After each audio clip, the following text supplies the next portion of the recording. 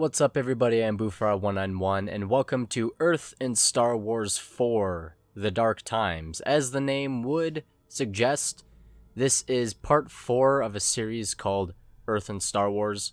Just in case, you haven't watched the other parts, a bit of this will be confusing, because a lot of this follows its own internal continuity. So, last time, I'll admit, things got a bit crazy. I tried something that I think if I ever am going to go back and redo a video, that one will be what I redo.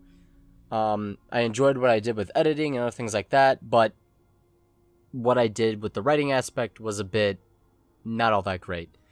It was fun, a bit corny, but a bit illogical, which I'd rather not have. So, I'm going to be trying something a bit different. From this point on, I'm going to present a few different possibilities of what could happen, then I'll just choose one that I'll run with the rest of the series. Now, there is always, especially when dealing with the Empire, there's always the how come they didn't just destroy them, or insert worst case scenario here, because if that happened, I wouldn't have a video. So I'm going to start off with the internal aspects of Earth, and this will go through the 19 years which comprise the Dark Times, essentially when Luke is born, right up to before the Battle of Yavin. This will run parallel with the rest of the events that will be described later on. However, due to this being a rather complex issue, there's not going to be a bunch of alternatives, and I'm going to be doing it now, and it's implied that this is happening during the external events.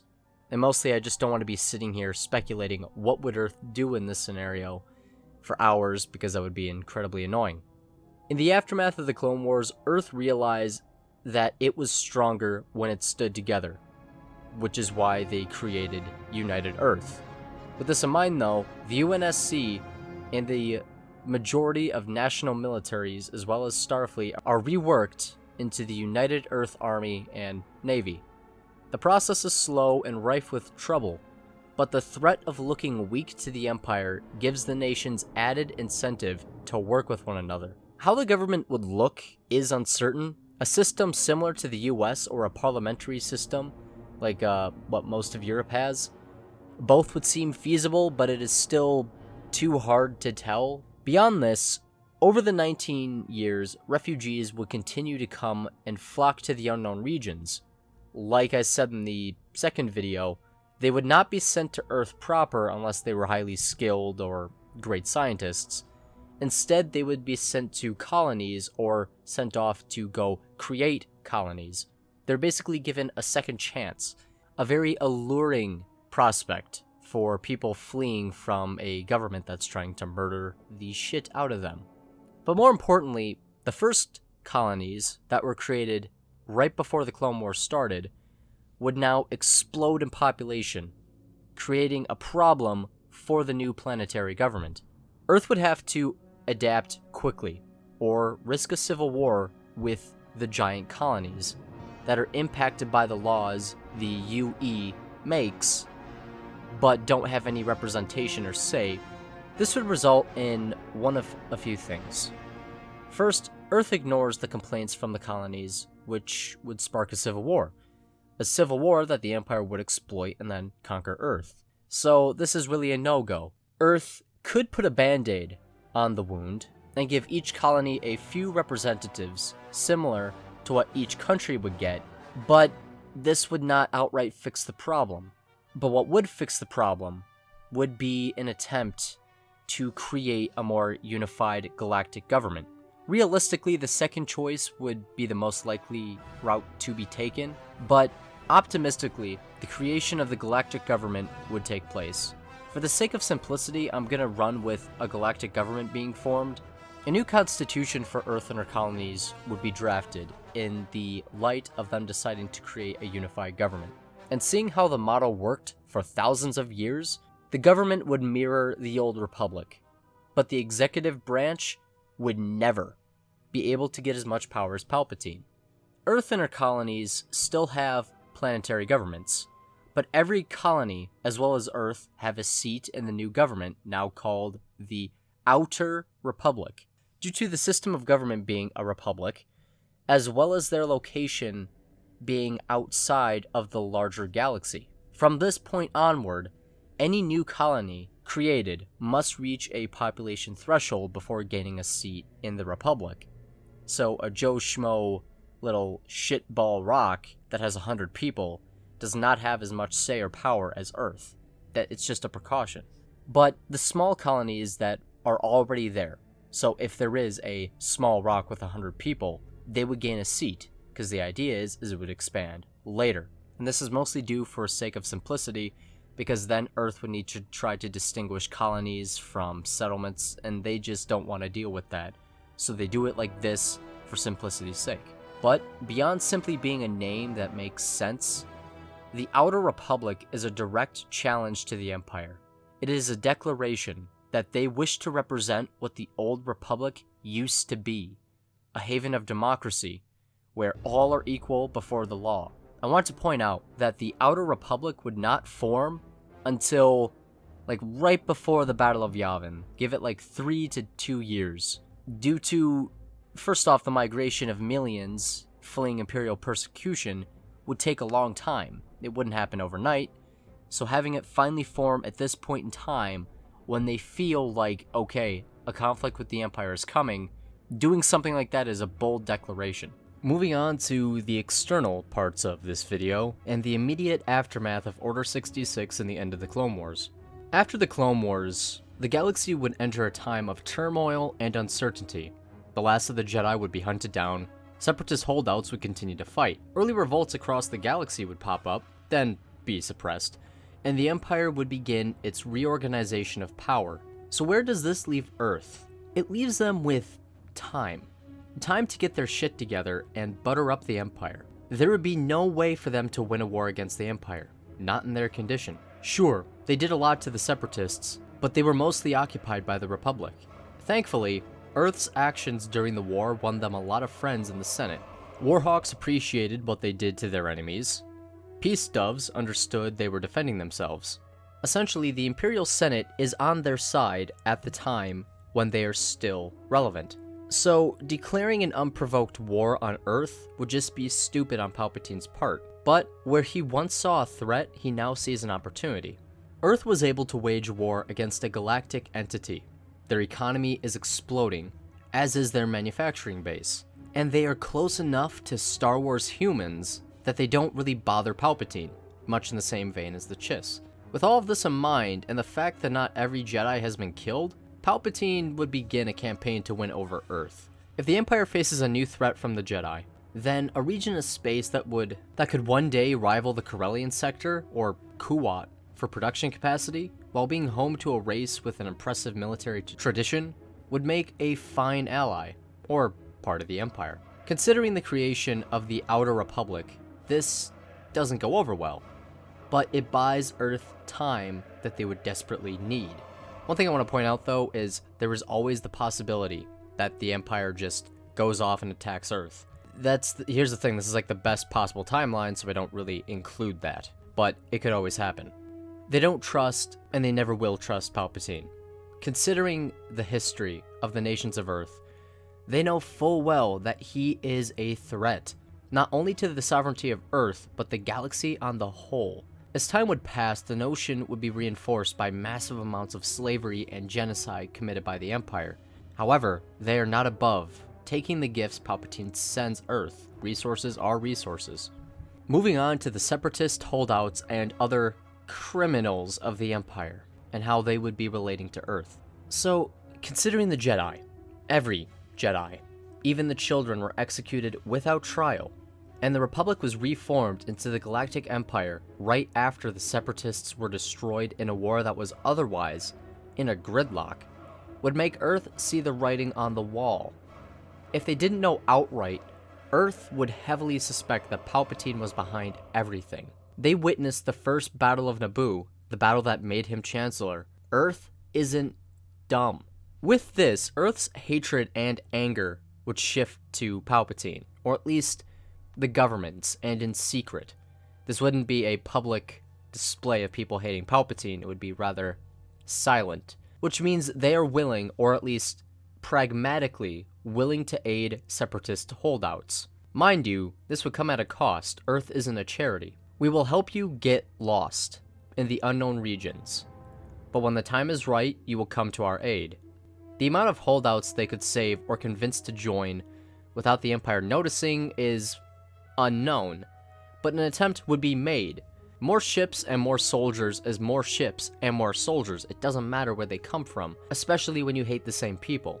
If they were caught, they could spark a conflict with the Empire, so it would be hard to pull off, but rewarding if they could. Which is why I'm thinking if they managed to convince anyone, the numbers that they would save or find would be limited in number. This also applies to the early rebellions. Rebels who weren't killed or captured by the Empire would be given an option. Remain here with no resources and no help, or come to Earth. We will train you, arm you, and send you back when the time is right. A precedent for this exists. Look at the work of the Green Berets or the Free Polish Army during World War II. Hell, examples of this happening are really common within human history. The Germans sent back Lenin during World War I to weaken Russia. A tactic like this would not be unreasonable for them to employ. And this will come into play next episode. Now it's time to talk about the Jedi, and I know a lot of you want, or hope, or think that Earth would harbor the Jedi and protect them from the Empire, but this is not the era of the Clone Wars where things are simpler. This is the Dark Times. First off, Earth did not have a lot of interactions with the Jedi, if any.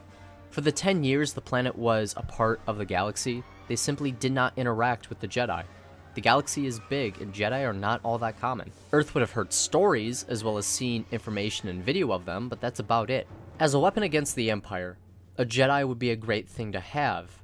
But when you are talking about a handful of individuals versus the lives of millions, or billions even, the risk outweighs the reward. The Empire was really good at tracking down Jedi. And if Earth is one of, if not the only independent body in the galaxy, you can make damn sure that they would have Imperial agents and Inquisitors looking for Jedi. This is one of those instances where Palpatine would not try to butter up Earth. I could see him proposing an ultimatum to Earth. You will allow our agents to hunt down Jedi and arrest them within your space, and considering saying no would result in a war, one life is not worth millions, they'd allow it. Now this is not to say that they would make it easy for them. Far from. Let's say Earth found a Jedi, right? If they knew they would be found out if they simply let him go, then they would arrest him. Now hold on. However, the cell would be easy for a Jedi to escape from. Earth, after all, has no experience with Jedi. We only wanted to help. We're sorry for the trouble we caused. Condescension aside, let's say Earth can't afford to let them go, or make sure a guard is late to his shift. I could see Earth killing the Jedi outright. Gunshot to the back of the head or lethal injection. A quick, painless death as opposed to torture or being turned to the dark side. If by the grace of God they were able to hide a Jedi from the Empire so well that Palpatine's agents could not catch on, then I could see them sending them off to a system that could sustain life that is remote. Essentially, they would get the same offer as the Separatists. We will hide you from the Empire, but when the time is right, you will fight for us. This is unlikely, but it's possible. Also, if they find Padawans or other Jedi just scattered across the galaxy, I could see Earth giving them equipment to communicate and train with one another. However, they would separate them across multiple different planets. Essentially, you're training via holocall instead of being in person, because having too many Jedi together is dangerous. Just look at every large group of Jedi that got together during the Dark Times. It didn't end well. And beyond this, if they somehow, some way, got a bunch of Jedi banked, right? One thing I could see them do is trying to get them to train Force-sensitive individuals that Earth has access to for their own sort of, maybe not outright Jedi Order, but probably closer to the Imperial Knights of the Fel Empire. Force users who are loyal to Earth, essentially super soldiers for lack of a better term. This, though, is highly unlikely, is more fueled by speculation and fanfiction, and I don't see this. It's just something I wanted to point out because I had a feeling one of you would, but I don't see it happening. There are too few Jedi, and it is too risky to do something like that. On to the years in between the early years of the Empire and the Age of Rebellion. that point where the Empire is stable. I want to talk about the Imperial stabilization, but more importantly, I want to talk about the new generation of people who have now grown up on Earth. In the years between the rise of the Empire and Age of Rebellion, Earth would have a tense relationship with the Empire. Much of this was already touched on, but the new generation of humans, or rather, Earthlings, Terrans, whatever, would be coming of age. This group were kids when Earth was discovered. During the Clone Wars, many of them witnessed the Battle of Earth and have witnessed their loved ones go to war. Hell, if the situation was desperate enough, they fought in some of those battles. They didn't really know a life without a wider galaxy, and that wider galaxy keeps trying to kill them. They see the threat the Empire poses, but they see the hope that Earth represents to those fleeing the heinous acts of the Empire. So in a weird way, they're caught in a weird conundrum. In essence, this would create a very xenophobic society. However, a large reason why Earth has been populous and splendid has been refugees fleeing war. This would naturally cause a lot of internal conflicts. In the grand scheme of things, it was a good thing. This new generation knows that they are the ones that have to stop the Empire. This generation knows that Earth's way of life is in danger, and they have to be prepared to defend it. With all of that in mind, in this time of crisis, Earth and the colonies would see something that pops up every now and then when things are desperate. The needs and wants of the individual are set aside. The greater good is just too important. We here in the real world have a knack for giving up individualism for collectivism when a crisis emerges. If you need an example, just look at World War II, the United Kingdom, or United States. Not to say that this is a bad thing, but this could pose problems for Earth later on when the Empire is defeated, i.e., they turn into the Imperium of Man, all hail the God Emperor.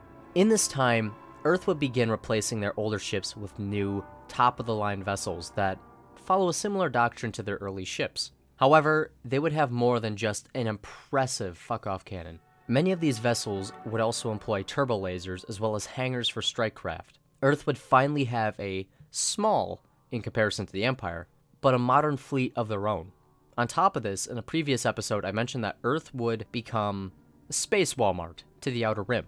This would be expanded upon to the rest of the galaxy, but for a very distinct reason. One of the easiest ways to drop suspicion of arming rebels is to flood the markets with your cheap, reliable weapons that everybody wants. If any Tom, Dick, or Harry can buy one, then rebels using them wouldn't seem all that weird, thus making it easier for Earth to give rebels weapons. Think of it like an AK-47. It's kind of the same regard. A bunch of people use them, so it's not weird when you see ISIS using them. In regards to weapons, Earth would expand upon its current tech, due to the advantages it brings. Their deadliest weapon during the war was their shipboard railguns, or MAC guns, so creating a hand version of this would be top priority.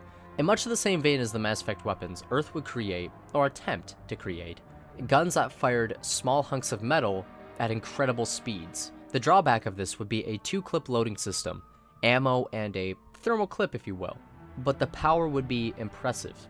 Essentially, they're taking slug thrower technology and elevating it to the next level to make it a viable alternative to blasters. On top of this, due to Imperial persecution and enslavement of aliens, scientists and other great minds across the galaxy fleeing the Empire would come to Earth looking for safe haven. Naturally, Earth would put them to work to improve their own technology and culture as fast as possible, but the avenue is there.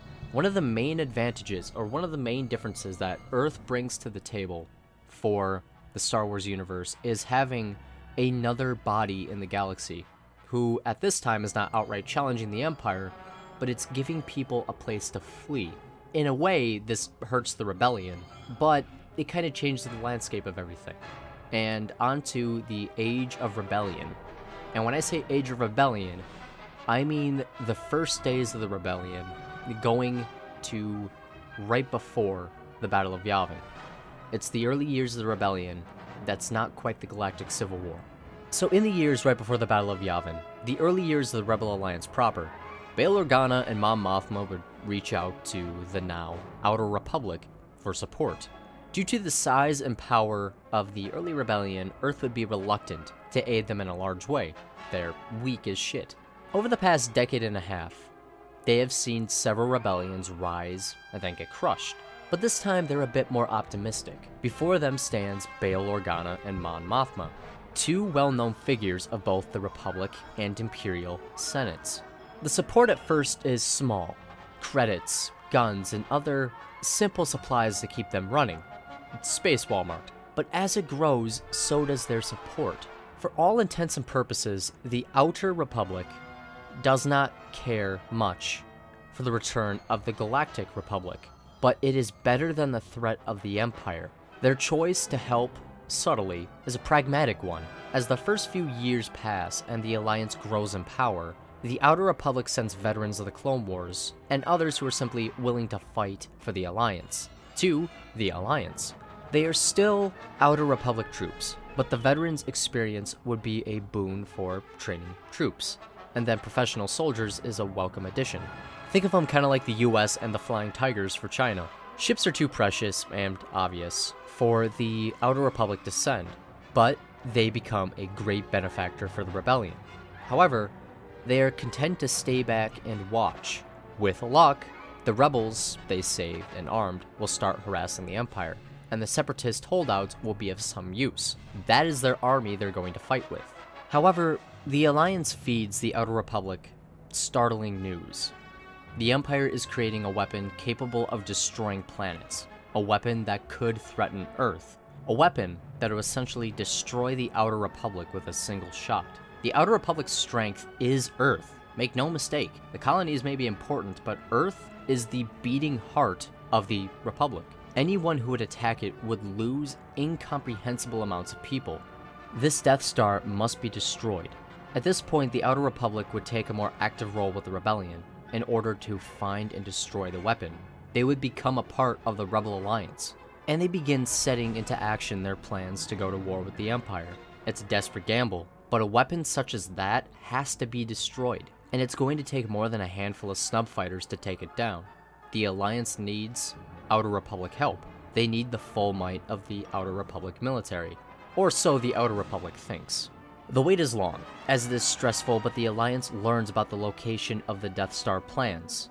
They are on the planet of Scarif. Angered by the Alliance's inaction, Admiral Hackett, a veteran of the Clone Wars and voice of the Outer Republic to the Alliance, checks out of his holocall when discussing what to do with the plans on Scarif. The Alliance Council does not want to risk throwing everything they've got into attacking it. Hackett disagrees, and he leaves in anger, planning his own course of action. Jyn Erso and the rest of Rogue One attempt their infiltration mission to recover the plans, without the aid of the Alliance. However, the Alliance learns this and sends in every ship within the Rebel fleet. A massive battle breaks out, and it enters a gridlock, but the 5th Outer Republic fleet jumps out of hyperspace and engages the Empire. This was Hackett's plan. He intended to attack. He wasn't expecting the Rebel Alliance. All across the galaxy, Outer Republic-trained insurgents would begin harassing Imperial installations. All the while, the rest of the Outer Republic military surprise attacks several key Imperial military installations with the hope that they can distract the Empire long enough for the rebellion to destroy the Death Star. The entire operation is a desperate gamble to buy the rebels time. Back on Scarif, Imperial reinforcements arrive. The rebels have the plans, but the ships aren't away. In a desperate bid to buy the Alliance more time, Admiral Hackett orders his ships to engage the reinforcements. The rebels do get away in time, but the 5th Fleet suffer catastrophic losses. Admiral Hackett, and what remains of the 5th Fleet, just barely escape with their lives. And that is where it ends, everybody. Up next is the Battle of Yavin, but more importantly, up next is the Galactic Civil War proper. I hope you enjoyed this video. Yeah, it's been an interesting thing, this series, taking criticism and feedback from you guys. It's been nice. I'm happy it's doing as well as it is. I'm fucking slurring my words, but yeah, I do appreciate everything you guys say. Even if I don't respond to your comments when you have suggestions or other things, I do think about them at the very least. But yeah, I really do appreciate, you know, all the people who've watched this. I do find it funny how the view count is in descending order. Most people, like about 1,000 of you, have seen the third one. 700 of you have seen the second one, and then it's like 500 to 600 people have seen the first one. It's just funny. I find it a fascinating thing to see. But yeah, again, tell me what you thought down below. I've been Boofire191, and I'll see all you guys next time hopefully part 5 won't take as long. Goodbye.